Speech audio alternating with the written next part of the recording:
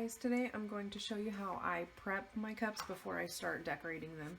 I have a variety of different ones and show you just kind of how I tape them off before I start sanding them, because I like to keep my rims stainless, like this one. So the top and the bottom I keep stainless, and that's a personal preference.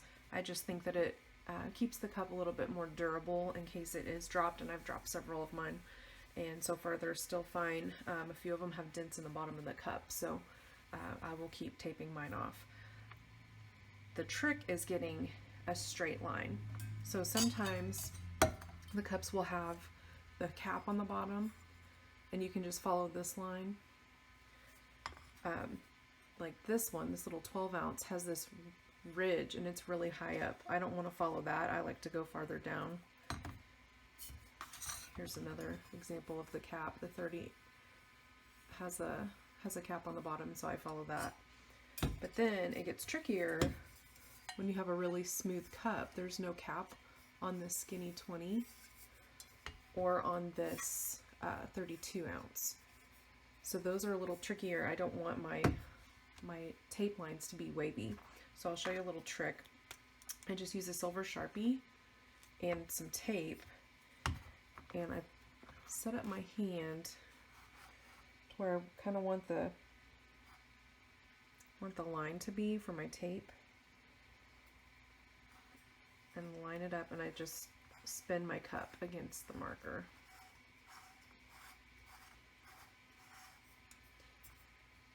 And then you can see that line there. Then without moving my hand, I flip my cup over and do the top, so that way my lines are the same.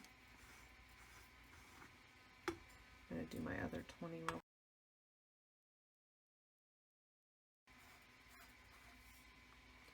And then on this one, I want to show you another little trick really quickly. This cup has a twist off lid, and so the opening is in a certain spot on the cup.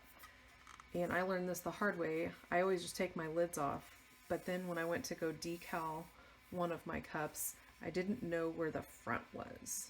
And so without really even thinking about it, I just plopped my logo on it, or my decal on it, and then I put the lid on it later when it was finished, and it was not lined up, and it looked really awkward. So now, before I take my lid off, I figure out where my front is, and on the very bottom, I make a little arrow with black electrical tape, and I just leave it there until I'm completely done with the cup. And I just point it at the front. So that way I always know which side is my front and where I need to put my name or my design or whatever it is. So then I can do my line on this one.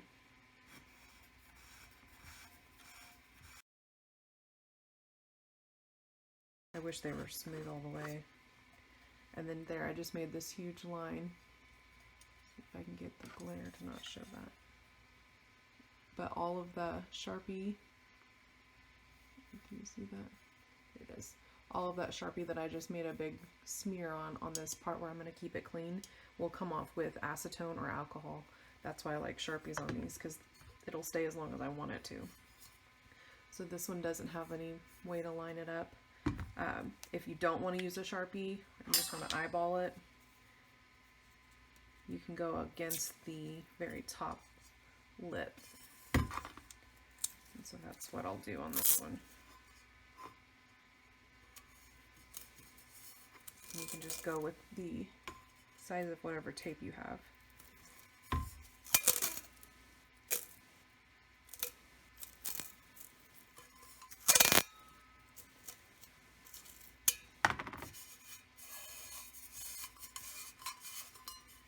And so I will tape off all of these, the top and the bottoms, and then I'll show you how I sand them.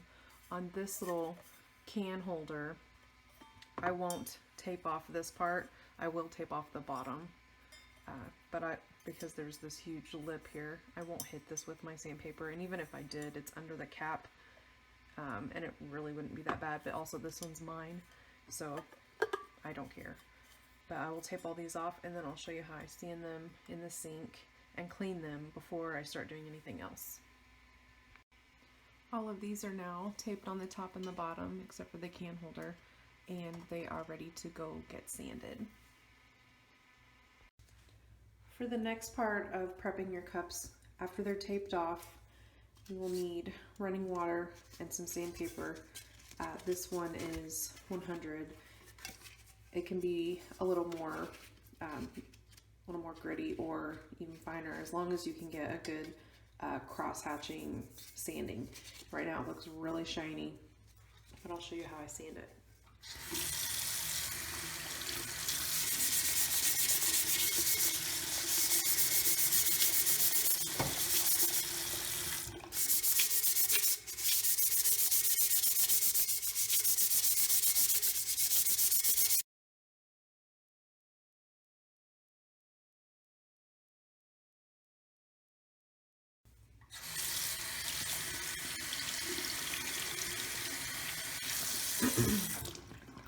All right, now there's a lot more scratches on this cup.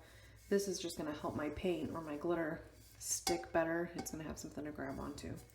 So then the next thing I'll do is take off my tape.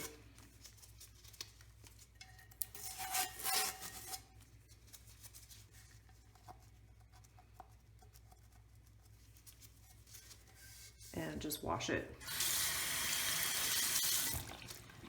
And I just use regular dishwashing soap, Dawn, or the off-brand like I have.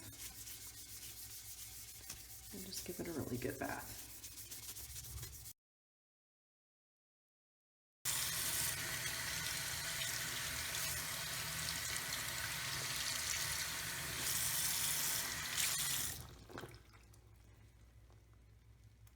Now at this point, I will dry it off, but I don't know if you can see that in the video. The water is starting to stay where the scratches are, but not really where we didn't sand. It's kind of just slipping right off. Right there. So, prep matters. After that, I will just dry it with a paper towel. Whoops, on my camera. And I'll try to avoid handling anywhere my work will be.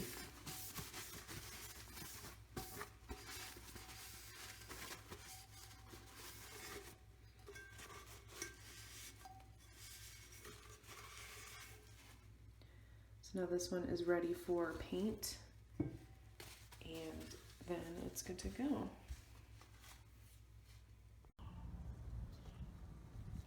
This one is ready to be base painted. I'll show you how I tape it off real quick. So I use electrical tape here. Oops. Because it gives a better seal, it doesn't bleed so bad. So that's where I want my crisp lines. And then anything extra that I just want to mask off, I use masking tape. And then I cover my lip there so that way I have less cleanup at the end. So it's already been sanded and taped off, ready to go. Then I have my little turntable that I got at Bed Bath & Beyond with a little block of wood to raise it up. This is the paint, Rust-Oleum 2X. It's my favorite, flat white. Most of my cups are base painted with this one unless I use a specific color.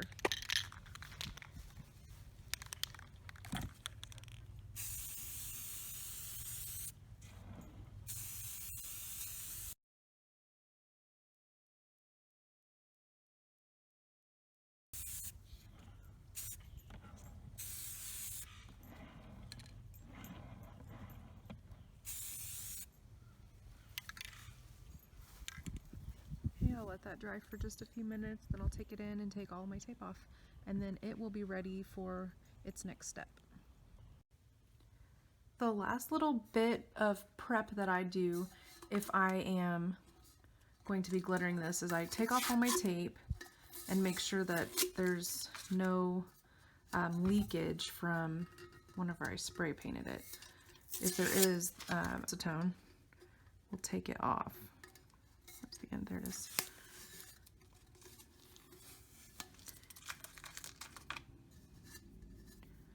Okay, so that looks really nice. Usually if there's any parts where the tape bleeds, it'll be right where the overlap was. And there's just a tiny little piece there, but it's not even enough to worry about.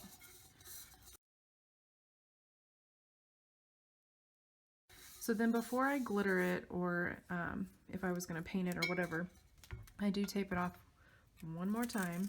And every single time I tape off my next step, I always leave just a tiny little bit of stainless showing.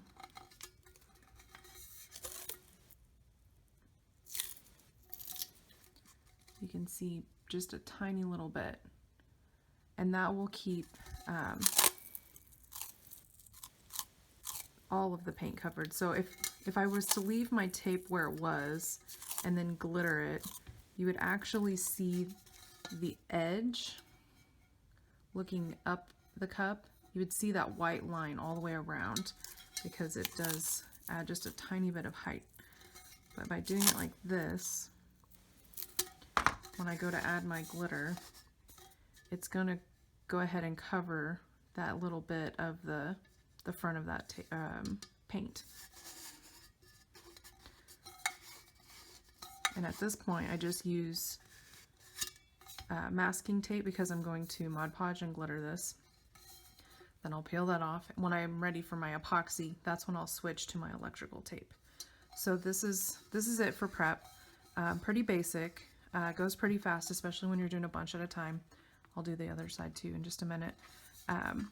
But if you have any questions, just let me know. I try to get to those as fast as possible. Let me know if there's something else that you'd like to see. I've got some more designs coming. But as far as like the process goes, let me know what you want to know, and I'll try to get that up for you guys. Thanks so much for watching. Like and subscribe so you can be notified.